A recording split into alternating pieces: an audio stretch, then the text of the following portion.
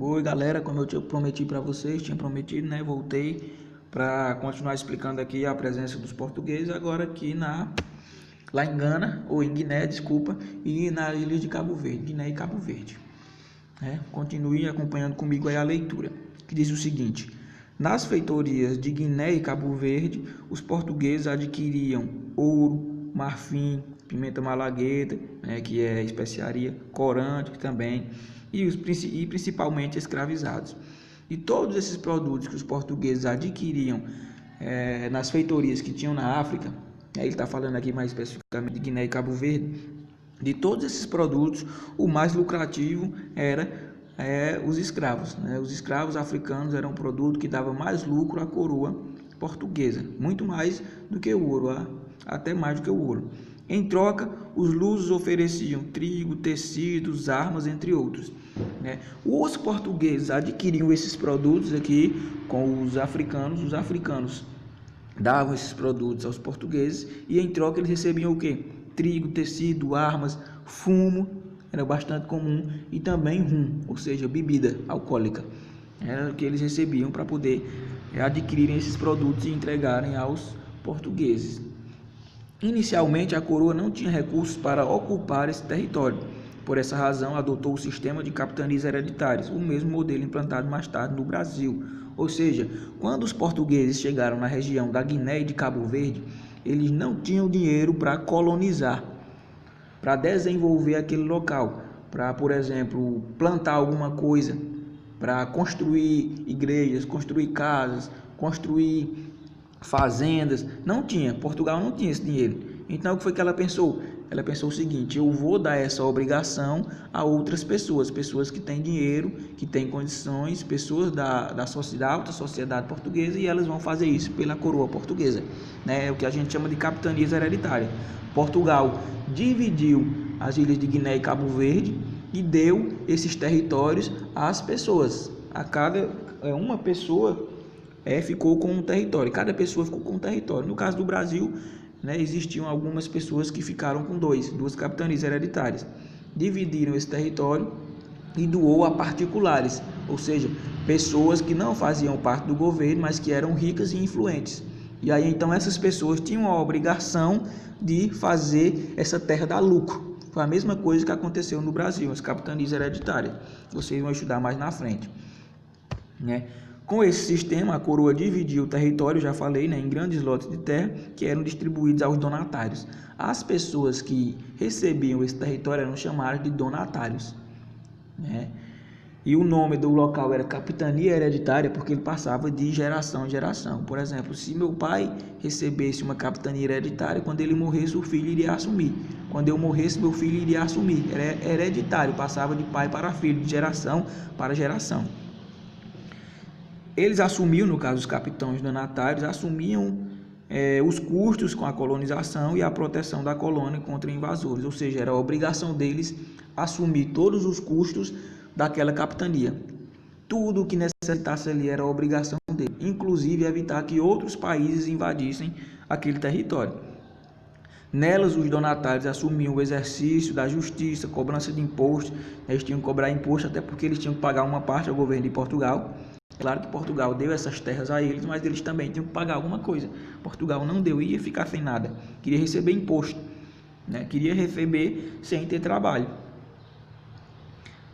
Cobrança de imposto, responsabilidade deles também. Podiam doar sesmarias para incentivar a fixação de portugueses no território. Para vocês entenderem melhor, a capitania hereditária era um grande território.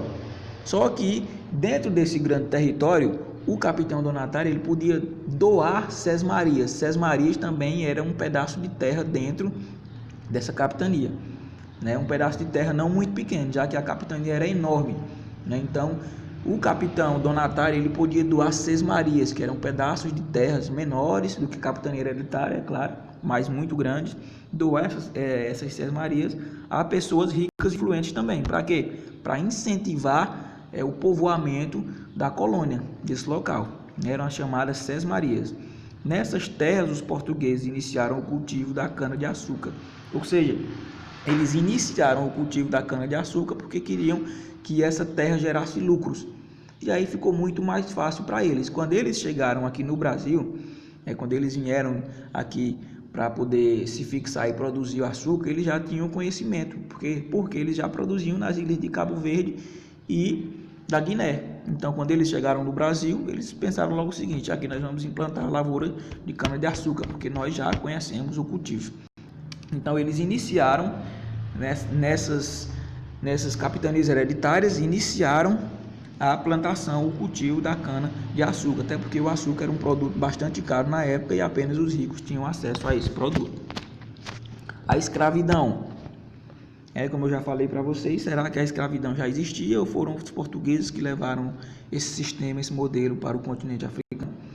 Como você estudou no 6º ano, as práticas da escravidão eram comuns em diversas sociedades da antiguidade. Isso aqui vocês viram. Na antiguidade, quando ele está falando de antiguidade, por exemplo, Grécia, Egito, Roma, Mesopotâmia. Nessas sociedades antigas, a escravidão ela era comum, ela já existia, vocês sabem disso, né?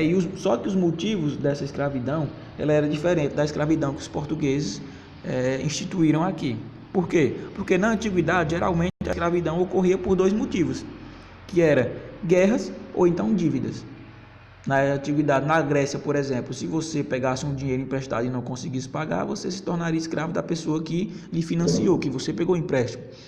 Se os gregos guerreassem, por exemplo, com os egípcios, ganharam dos egípcios, agora os egípcios iam ser escravos dos gregos. Era por esses 2 motivos, guerra e dívida. Continuando aqui, na África, como os habitantes se identificavam como membros de aldeias, comunidades ou reinos, muitas vezes inimigos, era comum utilizar prisioneiros de guerra do próprio continente como escravos, ou seja, a mesma coisa da antiguidade. Na África, porque quando a gente fala em África, as pessoas pensam que os africanos eram todos iguais, e não eram. Era como os indígenas do Brasil, eles tinham culturas, costumes diferentes, deuses diferentes, língua diferente. E o que era que acontecia? Essas aldeias, esses grupos de africanos, eles tinham algumas características em comum, mas também eles tinham muitas características que não eram comuns, ou seja, eles eram grupos rivais. E aí acontecia a mesma coisa, quando um grupo rival guerreava com outro, o grupo que perdia se tornava escravo do que venceu. Não, isso era comum na antiguidade, muito comum. Então a escravidão já existia no continente africano, só que não era da forma que a gente passou a conhecer depois que os portugueses chegaram lá. É o que a gente vai ver aqui. A partir do século 17, com a expansão muçulmana, século 7, com a expansão muçulmana sobre o continente africano, a prática da escravidão foi se tornando mais sistematizada. Embora os muçulmanos não escravizassem quem professava a fé islâmica, os chefes locais e os mercadores islamizados organizaram o tráfico de escravos, direcionando-os para o Oriente Médio, Ásia e Europa, aumentando o aumento contínuo dos africanos escravizados nessa região implicou a associação da condição de escravos à cor da pele. Hoje, as pessoas, existe um bastante preconceito com as pessoas negras por conta disso aqui, da escravidão que foi instituída inicialmente pelos próprios africanos. Os próprios africanos escravizavam uns aos outros por questões de guerra. Aí veio os muçulmanos que passaram a comercializar. E aí depois veio os portugueses que passaram a comercializar em maior escala ainda. E aí, como comercializavam o escravo só de cor negra, isso aí acabou gerando o que a gente chama hoje de racismo, uma associação à escravidão à cor da pele. E o que a gente sabe que na antiguidade isso não existia. Independente de você ser negro, ser loiro, ter os olhos verdes, azuis, qualquer que fosse a sua fisionomia, cor de sua pele, você poderia se tornar escravo se perdesse uma guerra para um grupo rival. Acontecia isso na antiguidade. Só que nesse período aqui mais século 14, 15, aqui quando os muçulmanos começaram no século 7, acabou associando a escravidão à cor da pele. Isso acabou gerando uma grande discriminação que existe até hoje com as pessoas de cor negra, os afrodescendentes. E com a chegada dos portugueses na África, no século XV, a expansão do tráfico de africanos escravizados e o racismo foram consolidados. Ou seja, quando os portugueses chegaram, eles só aumentaram ainda mais o tráfico de escravos, porque agora eles levavam muito mais escravos para o continente africano ou para o continente europeu, além do mais também de levar para suas colônias, por exemplo, na América e na Ásia. Então, a chegada dos portugueses aumentou bastante a quantidade de escravos. E agora, para finalizar, para vocês aqui, uma pequena atividade para vocês copiarem perguntas e respostas e depois me mandarem lá no meu privado, no WhatsApp. Valeu e até a próxima aula.